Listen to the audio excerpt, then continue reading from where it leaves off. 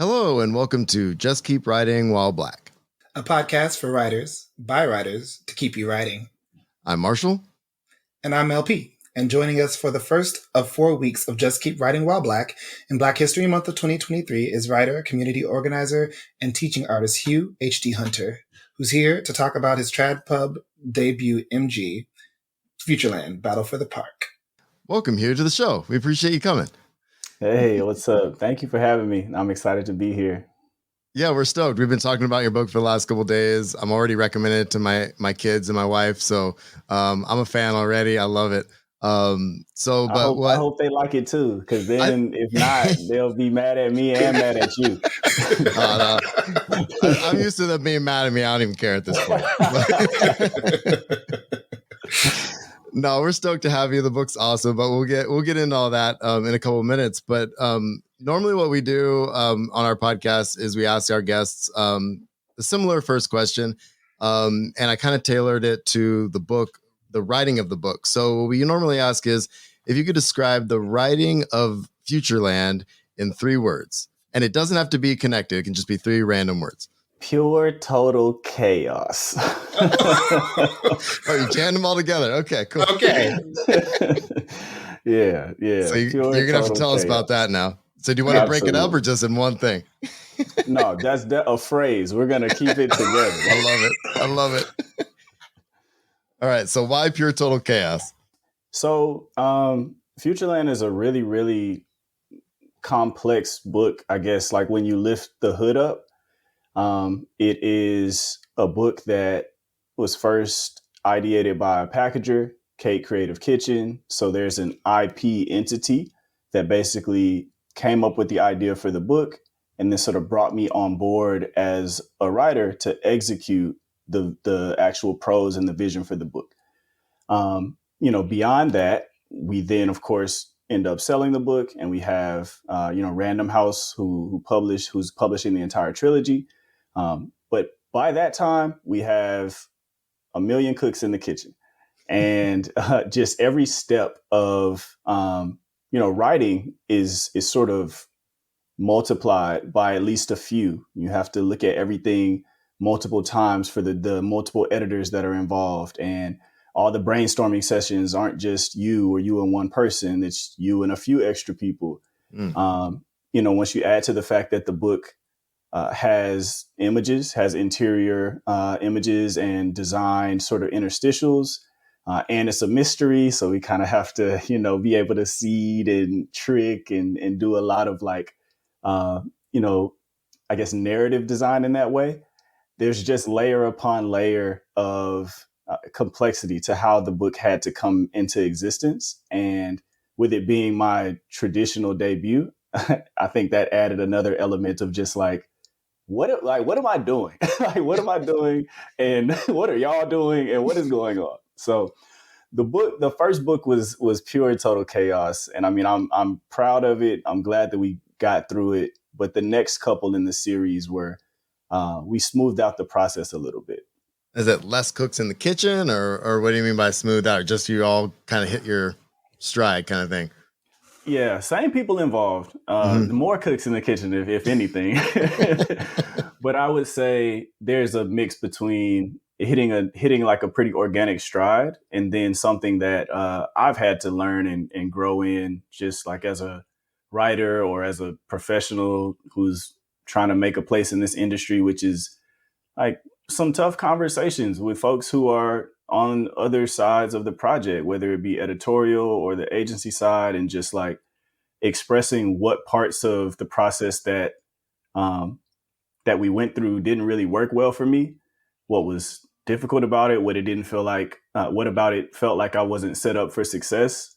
And then, having pointed conversations about that stuff and being able to, either make it better immediately or start chipping away to sort of turn it around, and just forming like better working relationships with these folks who, we all have to put out 3 books together. So if you were asked to pitch Futureland, let me hear that. What does that sound like? Pitch Futureland. Okay. I would say if you enjoy mysteries, action, adventure, or sci-fi, then you'll love this book. And you'll love it even more if you have any sort of affinity for Black history and Black culture. It's a book about Black kids. I've been calling it like Scooby-Doo with Black kids in Atlanta. And robots, I guess I should add to that. But some robots. It's a near future sci-fi action adventure where a 12-year-old kid, Cam Walker, joins together with a band of newly formed friends to solve a mystery and save his family's business. And the business just happens to be the world's most technologically advanced theme park. And a part of the mystery is some technological hacking that's going on to try to, hamper the park. And then a part of it is actually a string of mysterious disappearances that are going on that seem to be linked to the park and visitors. And so I think, that description, along with the sort of interest first part of the pitch, if you hear at least one thing in there that pricks your ears, then, I say give it a shot. Do you want to do the next one? I wanted to actually respond to that because, please, because I might have something too. Go ahead. The amusement park aspect of it would have been plenty by itself, right? That would have been that's plenty to like hold on to. It's like, oh my God, the idea of a kid growing up in an amusement park. What is that like? The idea that this amusement park travels, that it moves to different places, and like that this is, oh yeah, there are going to be spoilers. So stop now. Right. Go ahead and like you heard the purchase pitch. Buy this the book. And when I say buy the book, I don't mean buy the book. I mean buy the book in triplicate. You're going to need it on Kindle. You're going to need it as audiobook. You're going to need the physical because when you meet Hugh, you're going to want it to sign it. Okay, moving forward. Spoilers abound. But then the idea that the theme park moves and this child is not just a child of the theme park, that he's also worldly, right? Right. And that he's also the idea of like coming to Atlanta and making in-person friends. So I have questions about like that aspect of Fish Out of Water, because I feel like I've never seen that version of a Fish Out of Water before. But also, shoot, I'm forgetting the Rev's name. What's his best friend's name? Dooley. Like, so that juxtaposition between like really trying to develop in-person friendships while also realizing that it's taking for granted like a lifelong friend. Like, right. How did you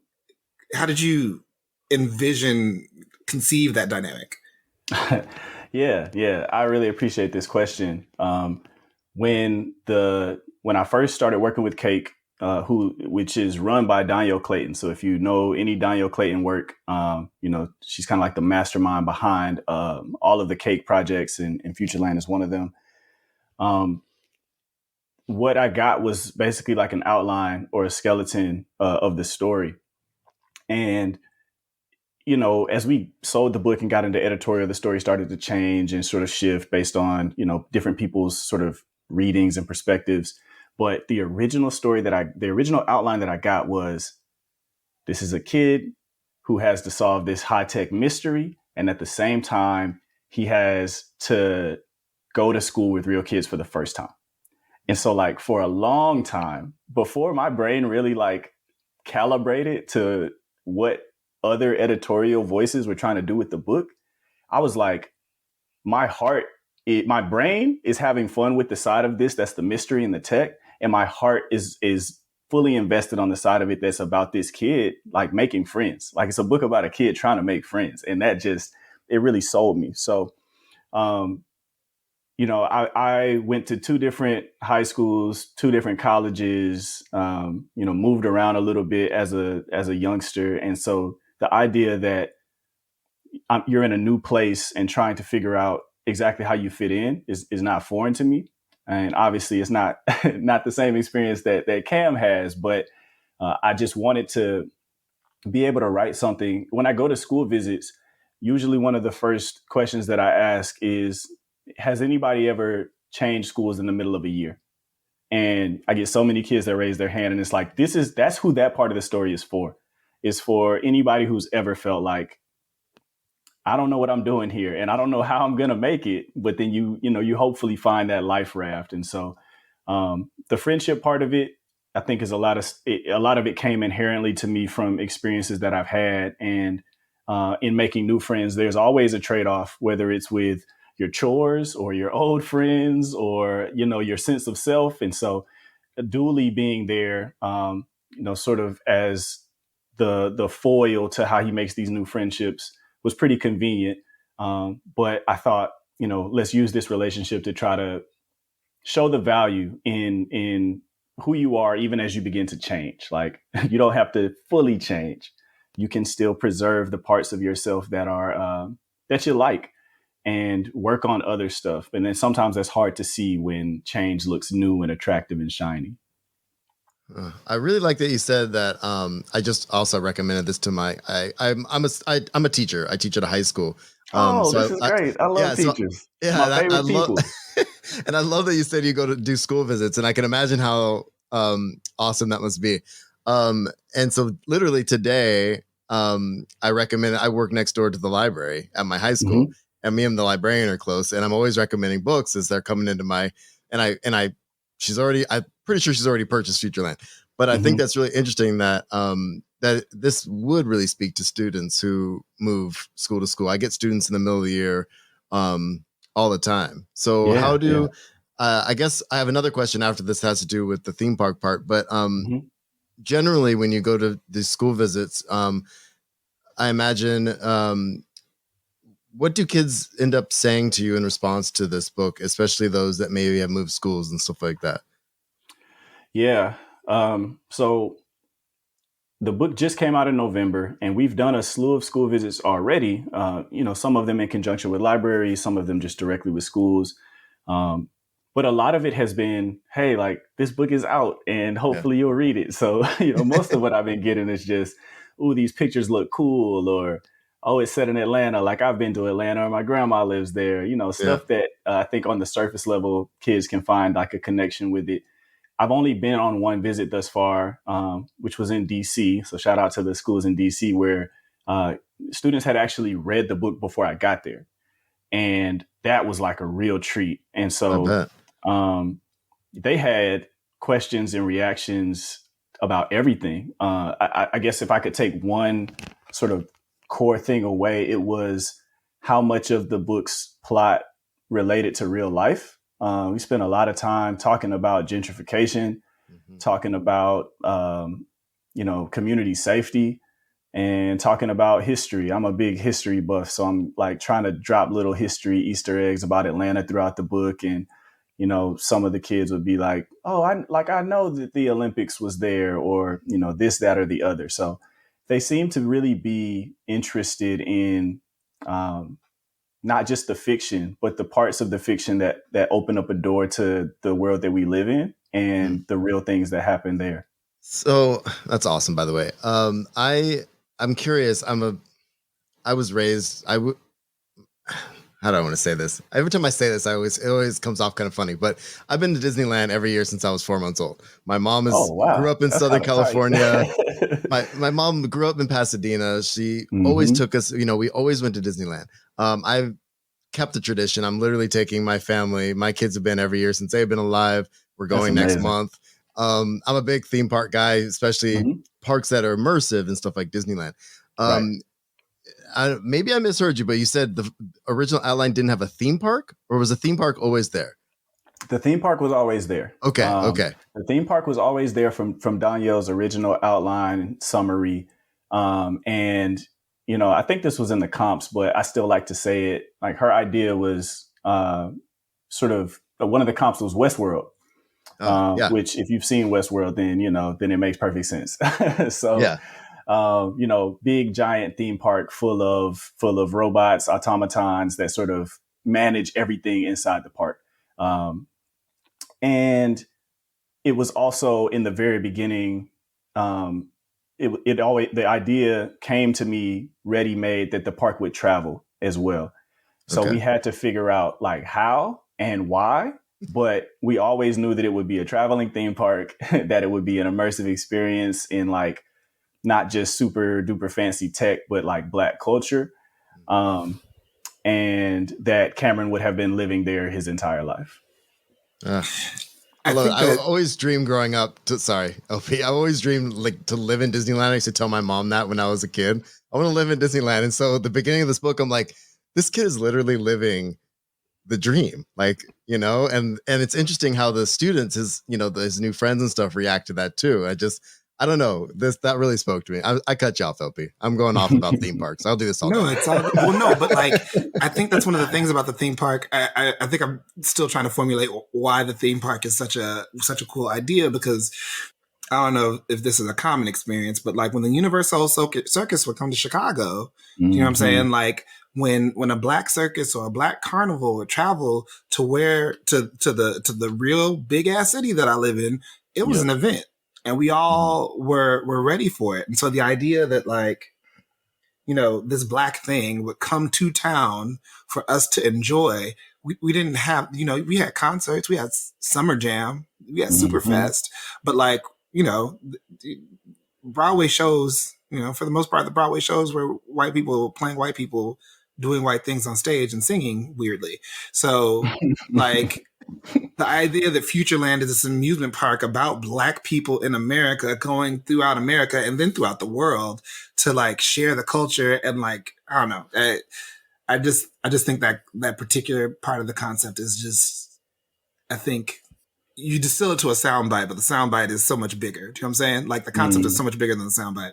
Oh, that's real. And to Marshall's point, like, I think there's so much time we could spend talking about just like the park and Cam's relationship with the park.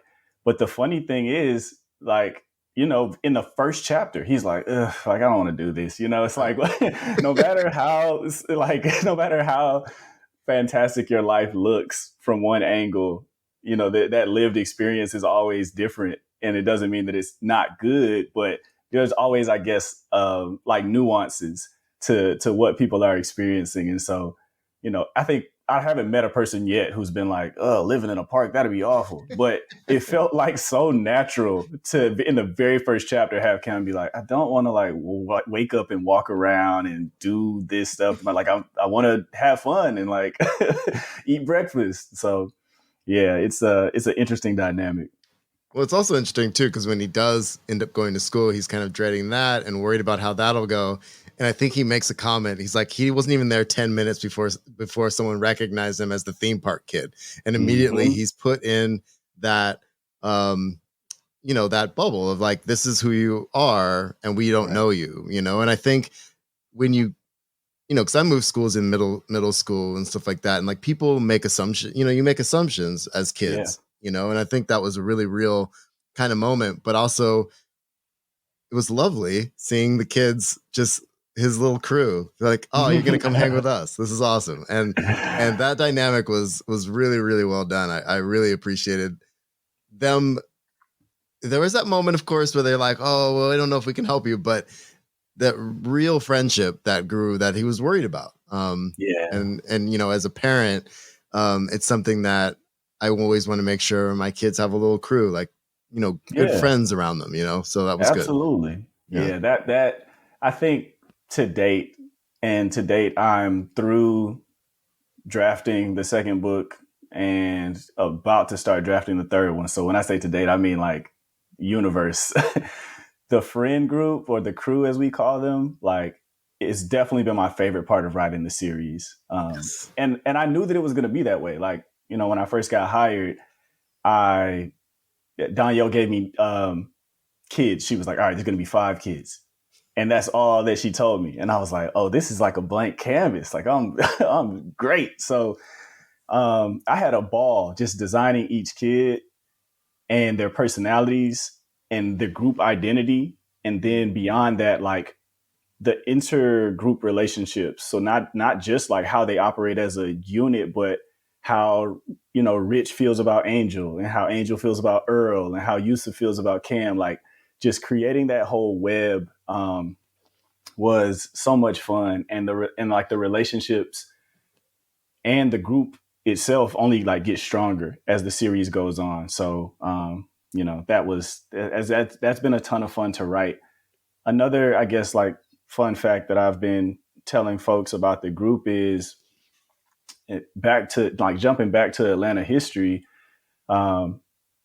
I make reference to the missing and murdered children of Atlanta from the late 70s and early 80s. Yeah. That's really like the, historical grounding that ties into this idea of kids going missing. And each of the kids in Cam's crew is actually named for a kid who went missing during that time. So, I didn't, from all of the ideas that were brought to me from Cake, I didn't know that the book was going to be in Atlanta until later, like after we had already done outline and that sort of thing. So I remember the day Danielle sent me the email and was like, do you want to set this in Atlanta? And like fireworks in my brain, because I'm like, now I know how to tie this in with like other context and how to really, this is the first time I've ever written about home. I've been writing professionally, if you will, since 2015, but I've never said anything in Atlanta. And so having the opportunity to do it now, like with a big book deal and with something that I know people, it's going to make it to people. It's going to make it to people's libraries. I really just wanted to do the best I could by Atlanta in every way that was possible. That's awesome. I love that tidbit about the kids. That's great. LP, did you have another? Wait, you got muted. Yeah, I don't know how I did that. That's great. Keep your finger off the button, okay, Brent? Sorry about that. So this is Just Keep Writing While Black, and so we have to acknowledge the fact that like our experiences of publishing are different from other people's experiences of publishing. So I want to talk to you about and you also come in with a separate experience to publishing, right? So what were the barriers that you experienced as a Black man getting to pub? Also, like, you started off self-publishing and then moved into traditional publication words. So talk to me about that journey. Yeah. So I started self-publishing in 2016 with a book of short stories. And it was definitely just like a project to prove to myself that I could do it. Some of the stories in there, I think, age well or, stand up to the test of time. And then others, I read them and I'm like, all right, man, what was I thinking? But like, I just remember this profound sense of pride, like after the book was out and, pretty much it was just like my friends and family that bought it for the most part, but just people reading it and people that I know will tell me the truth being like, hey, this was pretty good. And so I kind of took that momentum and moved into a more intentional process of crafting like my second self-published book, which was a short novella about a young man who is in this discovery process of his sort of inner self, but it's like through the lens of a mental health journey. And it was written specifically for a younger audience. The book is really short, like I said, novella. So, my idea was like, if I can pitch this appropriately, then even though it's an indie publication, there might be some schools and teachers that are willing to, consider it for any sort of co-curricular or like, curricular integration. And I got really fortunate. I mean, I worked really hard, but I also got really fortunate that a lot of people saw the vision in the same way that I had imagined it. And, within maybe 18 months or so, there was hundreds of schools in the US and Canada and the UK that were using the book exactly how I had imagined that they would, bringing these conversations about mental health into the classroom space. And so I was doing everything except making money that I ever wanted to do as an author. Like I wrote something, I got to talk about it with kids and teachers. People, kids would draw me little pictures for like scenes for the book. They would write me letters. And I got to travel around and talk about art and writing. And so like, I was happy, but once again, that took me to a place of thinking like, all right, if I could do this, if I could achieve this contentment with like how my career is structured on my own, if I was able to leverage, all of the things that they say traditional publishing can help with, just that reach and that distribution, then, maybe I can do this on a bigger scale and reach even more kids and, have the stuff that I write, hopefully be even more helpful or at least entertaining to people in other places. So I think I definitely sacrificed some things. I decided that I wasn't going to self-publish anything else until I published something traditionally. So there was a gap of like 4 years where nobody had read anything that I had written. And that was kind of like weird for me because I was used to having a book out all the time, and folks would be saying like, "Oh, I really like this thing that you wrote all these years ago." But to them, it was new. And to me, it was like cringe. It was like, oh, I'm so much better now. But also, I guess, speaking to your question about the transition, I didn't really study creative writing in school. I didn't do an MFA. I didn't do any professional workshops until 2019. And so I didn't have like a writing community that could help me understand the industry and the entry points and, all of that good stuff. I hustled my way into a mentor. Shout out Lamar Giles for letting me bug him until he finally broke down. And then Lamar was really instrumental in connecting me with other industry personnel and eventually linking me up with Danielle. And then, once I was sort of in the bubble, if you will, I learned a lot really quickly. And then I was able to secure representation and, that sort of thing. But I wish I had like some quick tips or stories, but it was really like working really hard and not taking no for an answer and trying to connect with people. Like I feel that there's all of these playbooks and guidebooks on how you can accomplish things in publishing. But at the end of the day, it's just a business full of people, and the better relationships that you can form, the higher probability you have of being able to, move your career in ways that you want to. So I was fortunate enough to get connected with some good people who helped me out. I mean, I assume that they had to feel like the writing was good as well. So it's not just the networking part, but I don't know that I would have been in the same place had I not connected with Lamar and been able to, meet all these teachers and librarians and other people who helped to platform what I was doing. Yeah, I mean, that's something we talk about on all our shows pretty much, is community and leaning on people and writing groups and stuff like that. I mean, there's a couple of us on the podcast that are in MFA programs, but everybody has a different path. But at the same time, it's like, who's your community? Who's with you? And I think these stories are really, really good to hear for our listeners to hear, because I mean, there's no one way to do any of this, honestly. Yeah.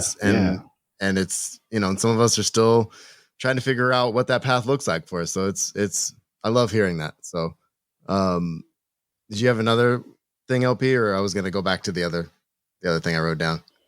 Go to the other thing you wrote down. I'm on a thing in my head. Go ahead. Let it roll. So, I didn't know ahead of time there were so many visuals that went along with the book. LP said, okay, you got to read this book. We're going to have Hugh on. It's going to be great. I said, okay, cool. So I usually do audiobooks. I'm always running around. I'm always doing something. I was telling LP before we got on mic that typically I'll listen to audiobooks in between shots on the golf course on the weekend, because I'm just like, trying to do that. But there were parts in the audiobook, for people that like audiobooks, the audiobook for this is amazing. The voice cast is awesome. But then I realized partway through, I felt like I was missing something. And because there were certain parts that were like, there were sound effects. And then there was they had changed, there was like echoes and like, it was almost like I was missing out on like a script portion or something. And then there was like little, there's news headlines and stuff like that. And I was like, what is going on here? So I picked up the Kindle book. What kind of book is this? I'm like, I love it, but what am I missing? There's something I'm missing. And so I picked up the Kindle and I was just like, oh man, there's comics in here. There's maps in here. There's all this whole visual aspect to it. So I got to ask, was that an idea from the beginning? Was this part of the whole construct, to have this visual aspect along with it? Which really honestly complements the audiobook, and has you got kind of had me going back and forth, which is awesome. Yeah. Shout out to the whole voice cast as well. The audiobook really is a treat. I think, when I'm talking about Random House and things where, they've just exceeded expectations or come through with like a choice or decision that I really didn't expect or imagine would be possible as a debut author. The audiobook and the the illustrations are two of those like shining bright examples. We, meaning myself and Danielle and the Cake team, hoped that there would be able to be some type of graphic element. We wrote the book that way. When we sold it on proposal, we had like the scripts written out for the different interstitials, the news headlines and stuff like that. And I would say, maybe before I had even finished drafting the book from the sale, Random House came back and was like, we'd like to not only design y'all's images for your interstitials, but we think that we should do a series of comic panels where we just like illustrate certain scenes. Would that be okay? That was the question in the email. Would that be okay with y'all? No, I was like, yeah, I mean, I guess that would be okay. Like, I'm sure we could make that work. Like, hell yeah. Like, this is great, So it's become like a staple of the trilogy, and hopefully one of the things that it's remembered by, because we're at the point internally as a team where we're like fighting over which scenes we want to make comic panels now. Every time that we're in a new book process, it's just like one of the things that we all get really excited about. And the mission between Random House and Cake and myself for this book in particular was like, we want anybody to be able to pick this book up and have a good experience. So if you're a kid that loves to read, we try to make it a book that you'll love to read. If you're a kid that doesn't, then we try to maybe change your mind. And if you're a kid that is not quite sure how you feel, this might be something that can pull you further in. And I think that the graphic elements, I hope that the graphic elements, are one part of the book that help to do that. Well, I'm gonna have to pick up the hard copy now because my youngest loves graphic novels. Like I know he can read novel. I mean, he's almost 12. He can read well. He's been reading since he was little, but he loves graphic novels. And it's like, if I give him a book that's all words, he's like, well, but just like, I think the visual aspect of this particular book will get him kind of past that little bit of a hurdle. So I think it's really, really awesome the way it looks. So if you need another selling point for the book, I suppose. And you also need a hard copy so that you can sign it. That's what I'm saying. So I'm gonna buy 2 more. Okay, got it. Yeah. There you go. I'm gonna march into Random House headquarters and be like, Marshall told me. Draw my name and see what happens. I would love that. Right. Oh, that's great. All right, what else do we have here? You're next, OP. I sure am. So actually, I think you should go with the 6th point because I want to talk about past this book. Oh, got it. Okay. So speaking of the book, let me bring up my Kindle. There's a section in it that my favorite section is towards the end. And I think this kind of touches on a lot of the things that we've been talking about, but I just want to read the section. It's at the very end of chapter 19. And then I just kind of want to see not what you think, but just if you could talk about that section to the audience. So, I kept staring out of the window as my heart felt like it might burst. No kid had ever done what I was trying to do, especially no kid that looked like me, and in a city like Atlanta at that, going up against the evilest evil. I wasn't giving up. No way. Detective Cam was here to stay. I had to do this. For my Uncle Trey, for my real parents, for Dooley, for my family. The dream is the truth. Just like in Futureland, it was time for me to dream big. I reread it like 4 times today. I love this section so much. Yeah, wow. It's been a little bit since I read through cover to cover. You read the book so many times in editorial. So I gave myself a break after November, but the thing about this scene and this passage is that it's one of the last things that made it into the book. Like I think I wrote this maybe like once we were already into copy edits. It was one of those things that I kind of slid in as a way to reconstruct the end of that chapter.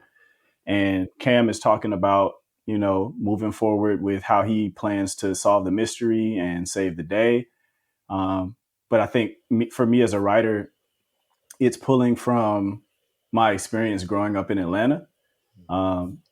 This is a very Black city, and one of the best parts about that and growing up here was that any profession or sort of cultural status of import that you can imagine, for my whole childhood, I looked around and I saw Black people doing it. You know, I think we've had a Black mayor the entire time that I've been alive.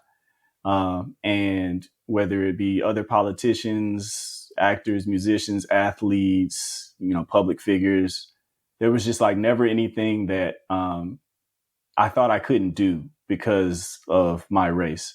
It wasn't until I got out of the Atlanta bubble and for college and for internships and went other places that, you know, didn't operate in that sort of like Wakanda-esque sort of framework where I was like, wow, like not only is it harder for me here, but people who grew up here, or this is, you know, all they've experienced, there's these natural sort of barriers that this is just the way that they have been experiencing the world. And it's hard for them to even imagine that things could be different.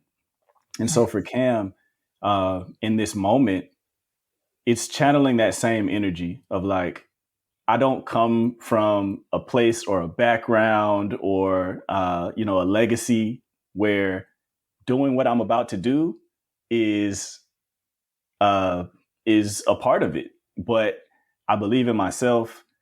I've gotten some confirmation from my close family and friends. I think that I can make this happen, and I'm going to go for it. And I think that his journey in the first book of really figuring out when he wants to be courageous and about what is the main thing that even gives us the opportunity to have a trilogy, because like that level of growth carries over to the next books. And it's just like a really proud moment for him. And I it's the kind of moment that I hope all kids have at some point, of just realizing like, no matter what people think, I believe that I can do insert thing here, and I'm going to go for it.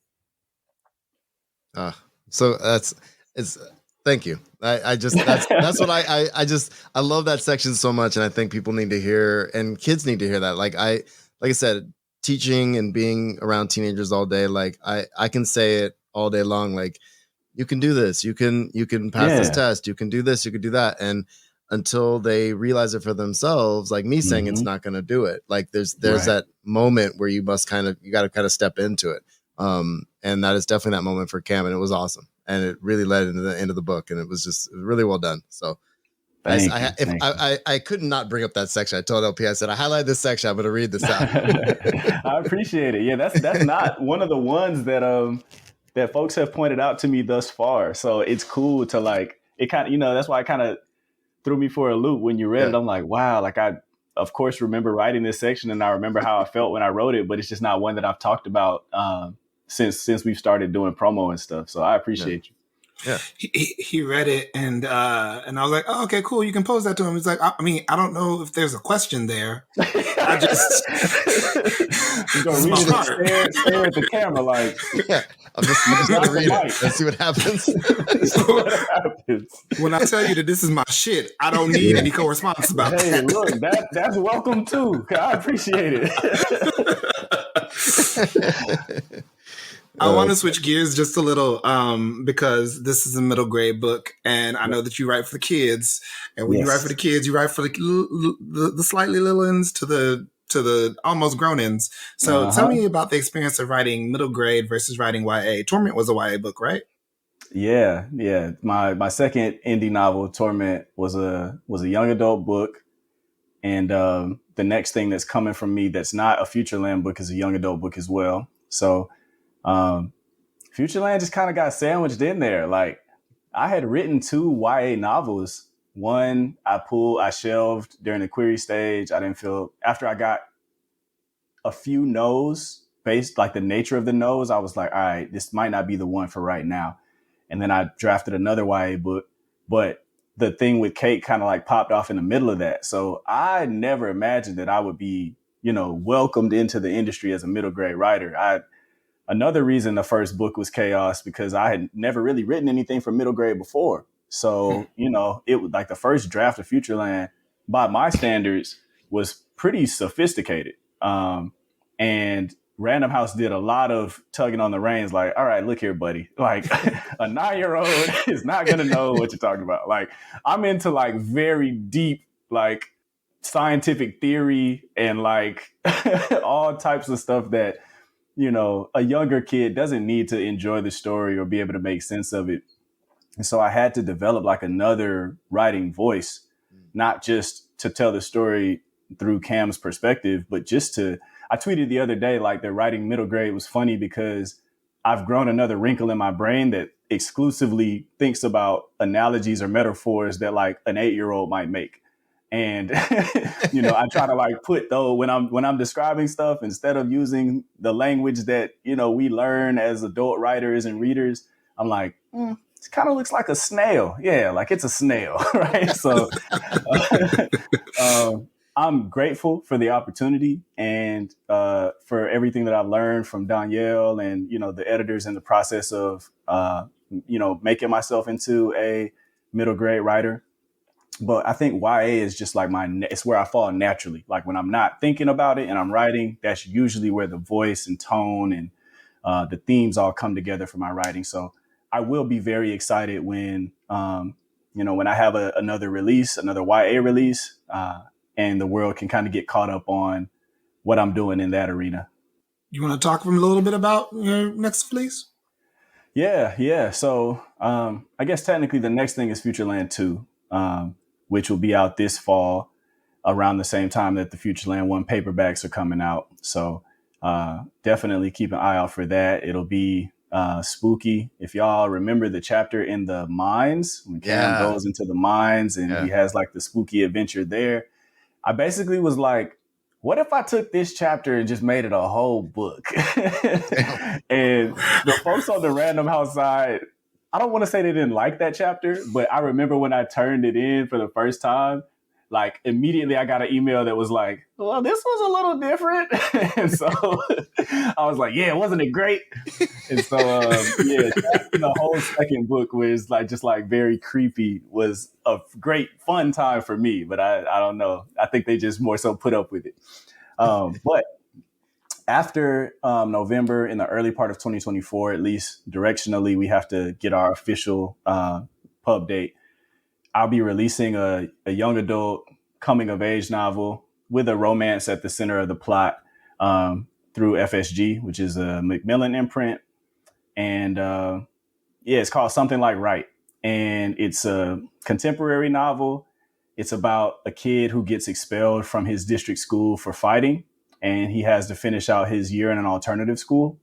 And he meets his first crush at an alternative school and sort of has the remainder of the school year before he goes back for re-entry into his district school to try to woo her, try to get to know her, try to, you know, be her friend and see what's possible in this relationship before they both go their separate ways. So, I'm like really in my soft, romantic Black boy, like public school kid, contemporary, young adult novel writing bag. And it's been a great process. So I'm excited for everybody to have a chance to experience it. That's so dope. Yeah, that's awesome. It's so cute. It's just like such a cute book. And it's only gotten cuter like each revision. So at this point, I'm just like shaking with excitement. But I just feel like we don't get enough chances to see soft Black boys. Not soft Black boys, but Black boys not have to be hard. Do you know what I mean? Yeah, absolutely. And I mean, it's like an interesting, for this character, the main character's name is Xavier. He goes by Zay. And for Zay, it's interesting because, you know, he gets expelled for fighting. It's like a really bad fight. You know, he's in a high school where folks try to push you around. And if you don't stick up for yourself, then who knows what might happen. So, you know, he's used to being, even though he's not a troublemaking kid, he's used to being in this environment that will put pressure on you in that way. And he like has all of these feelings all of a sudden and has to figure out like what to do with them. And the process of him figuring out what to do with them and really stepping into his own it's just something that was so tender for me to write. Like it just felt so great to be able to write a kid who doesn't necessarily come to us as being like settled and okay in that sort of softer identity, but it is a part of it. It is truly who he is. And so it more of like an unveiling to himself that like, it's okay for me to have these feelings and to not want to be involved in, some of the stuff that doesn't make me feel as good. So looking forward to that too. I don't know. That just, it reminds me of a lot of the kids like I teach, and it's just some of them get sent. The alternative school is like literally across the street from the high school, and it's like kids are sent over there for various reasons, and some of these kids just get wrapped up in stuff. So I'm looking forward to it. And it sounds cute as well. So yeah. So the funny thing about that is, like just people's different knowledge about alternative schools has been so varied, I find, depending on where they grew up, or where they work, or where they teach. And so like you said, for your school, the alternative school is across the way. When I was growing up, my district high school, our alternative school was like 40 miles away. Oh. So like you had to, and that's the situation in something like Wright as well. Like Zay actually has to move in with his aunt to finish the year. And so there's a lot of change all at once. It's like this one decision or this one thing that happened has completely altered his life. And it wasn't even something that he intended to do. Yeah. But then he meets this girl and he starts to feel like there's one good thing going for me. And like, if I can just see this through, then maybe everything else will get better. Well, I'm definitely going to read that. Okay. So before we get to our last couple questions, we have anything else you want to throw out there, LP, that we have on our list? Yeah, I want to, we talk about just keep writing, just keep writing. So 2 things I want to hear from you. One is your best advice for writers listening to you, specifically as someone who writes young people. And then I'll ask the second question when you answer that. Yeah, my best advice for writers, don't write alone. I know that this won't be news to you, LP, because we are constantly chattering about this back and forth. But like, I spent so much of my career starting indie, not starting with a built-in community from, my academic side, just writing by myself. And though that was useful in some ways, it's not the way for me that I'm the best writer. It's not the way that I learn the fastest. It's not the way that I produce the best work. And so, as I've been fortunate enough to find more community, to meet more people, to learn from them, to invest in that community by trying to help share what I know, I think it's not only made me a better writer, but it's just made this whole process like bearable, honestly, because it's tough to be putting all of your talent and hopes and dreams and wishes into a piece of art and like not knowing where it's going to go, because none of us ever really do for sure. But then feeling like you're doing that and nobody can see you. Like at the very minimum, if you're doing it and you're surrounded by people who can see you, then, I think regardless of what happens, it starts to feel more worthwhile. So yeah, I know it might sound simple or contrary to what most folks are used to, but just don't write alone. Find you a good group of people that you trust, whose work and perspectives you respect, and, build that rapport with them to be able to share and exchange ideas and work, and do your part to make the exchange equal, and just ride it out. You ain't got to tell us. We are all about the community over here. Just keep writing. Y'all check out the Discord, okay? Check out the Discord. We love a good Discord. We love a good Discord. I also wanted to ask, again, in your writing lane, your lane, you tell me what that looks like. Okay. What is the book that you feel like people need to read? Oh, wow. So I'll be talking, this is no surprise. If you've heard me talk about literature in an informal or formal space in like the last 4 or 5 years, I think it's been like, 4 or 5 years, I guess, then you probably already know what I'm about to say. But I will be talking about Pet by Akwaeke Emezi for the rest of my life. So if you read young adult literature and you have not read Pet by Akwaeke Emezi, you got to do it. You Don't just play you just yourself. have to do it. Yeah, like you're already late, but it's okay. There's still a place for you at the table. It's a phenomenal work. Akwaeke is a phenomenal writer, and to me personally, like one of the most talented, if not the most talented, like writer that we have currently writing. And I think to take the complexity and the vision and the experimentation that they bring to like their memoirs and adult fiction works and everything else that they write, and to successfully package that into a young adult novel, I had just never read anything like it. Like I had the privilege of getting an advanced copy, back some years ago before the book came out. And I was actually on another podcast doing like an early review of it. And I could barely speak. Like they were like, Hugh, what did you think? And I was just like, man, So having had, years to continue reading it and keep talking about it, not everybody is going to be a writer like Akwaeke in that you're not going to necessarily choose to have the same style or to do experimentation in the same way. But I think that as a writer, looking at how fully they take up space in their own special, unique craft, at the very minimum, hopefully that can be something that gives writers permission to do that in a way that is tailored to themselves. Like you should be able to read that book and be like, wow, this author really got in this container and pushed the walls out. And like, I have ideas about how I can do that in my own craft. And I feel a little bit more fearless about doing that now because I see that it's been done.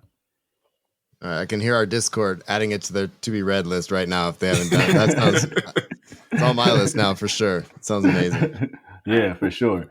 So in the show notes, I've added Hugh's site, a site for Futureland, something like right. Hugh's Patreon, which from what I understand is very lit. It's a fun time. Not gonna lie, I know Hugh because we're Voodoonauts. We started the ship. We set the ship a sail together, and maybe at some point we'll have the Voodoonauts come together for a Just Keep Writing moment. But now you're the third Voodoonauts on this bad boy. So for real? Oh wow. yeah. See, it's different though because when you get us separately, we kind of like halfway sane, and then when you get us together, Marshall might have to stop the feed. I just want to be in the room when this happens. That's all. Oh man, I swear the first like 20 minutes of every summer fellowship is just us like talking shit to one another, and all of the new fellows are like looking on the screen like, are we in the right place? Well, Yvette's going to be on. Yvette will be the second week of Black History Month, so that will make 4. But maybe we could try to figure out a time to get do a posse cut. Yeah, a posse cut. Yeah, I was like, well, maybe Juneteenth, and I was like, wait, that's also Pride Month. I was like, I don't know. We'll see how this goes. But sure. It might be booked and busy. But you know what? April looks good. Okay, hey, it sounds great, and yeah, I'm excited that Yvette will be here. Yvette is brilliant, so I know that whatever she gets on here and says is going to be amazing. I'm 2 stories deep into the collection, and I'm just like, God, I know from talking to her that she's brilliant, but like these stories out here does kicking my ass. I'm sure. Yeah. So we have a bunch of stuff in the show notes for you already. Before we get to our very last question, where else can people find you, follow you that we didn't mention? Social media, anything like that, we can throw in the show notes. That because you're gonna have add some more people to your community after this. I'm gonna tell you that. So our Discord's gonna love it. I certainly appreciate it. That's what I'm all about. And with this, I guess, portion of my career, sort of just getting started, like the traditional part, it really has meant a lot to me to just meet new people and have folks that I didn't know before be like, hey, I read this or I heard about this coming out, and I'm following how things are going with you. So I really do appreciate it.